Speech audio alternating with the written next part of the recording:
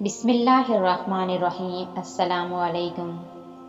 رسول اللہ صلی اللہ علیہ وآلہ وسلم نے ارشاد فرمایا، اللہ تعالیٰ ہر رات کے آخری حصے میں دنیاوی آسمان پر تشریف لاتے ہیں اور فرماتے ہیں، کون ہے جو دعا کرے اور میں قبول کروں؟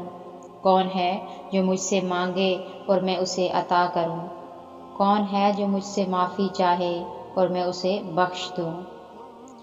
جو بندہ کہتا ہے یا رب یا رب یا رب، تو اللہ تعالیٰ فرماتے ہیں، لبیک عبدی، مانگ تجھے عطا کیا جائے گا۔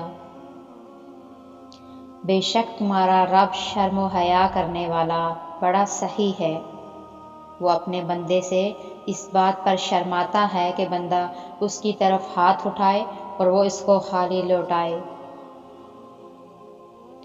رسول اللہ صلی اللہ علیہ وآلہ وسلم سے پوچھا گیا، کون سی دعا اللہ کے یہاں زیادہ مقبول ہوتی ہے؟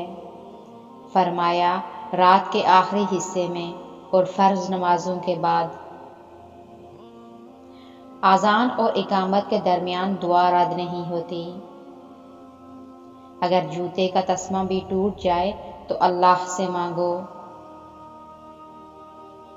دعا نازل شدہ اور جو ابھی نازل نہیں ہوئی سب کے لیے نفع بخش ہے، لہٰذا اے اللہ کے بندو، دعا ضرور کیا کرو۔ تم اللہ تعالیٰ سے ایسی حالت میں دعا کیا کرو کہ تم قبولیت کا یقین رکھا کرو اور یہ جان رکھو کہ اللہ تعالیٰ غفلت سے بھرے دل سے دعا قبول نہیں کرتا۔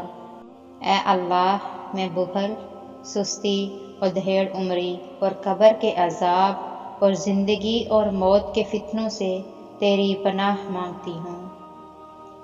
3 آدمیوں کی دعا رد نہیں کی جاتی: عادل حکمران، مظلوم اور روزے دار۔ کوئی چیز نہیں ہے جو دعا سے بڑھ کر اللہ تعالیٰ کے ہاں زیادہ عزت والی ہو۔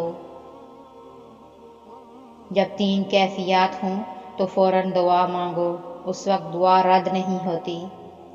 جب جسم کانپ اٹھے، دل میں خوف آ جائے اور آنکھوں سے آنسو جاری ہوں۔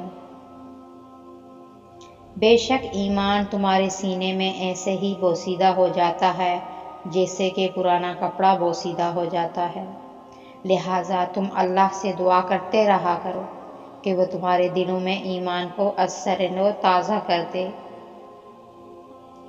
اللہ تعالیٰ نے اسم پاک الرحمن الرحیم پر ایک فرشتہ مقرر فرمایا ہے کہ جو شخص اسے 3 بار کہتا ہے، فرشتہ ندا کرتا ہے، مانگ کہ ارحم الراحمین تیری طرف متوجہ ہوا۔ جب تم میں سے کوئی مانگے تو کثرت سے مانگے، کیونکہ وہ اپنے رب سے سوال کر رہا ہے۔ سبحان اللہ۔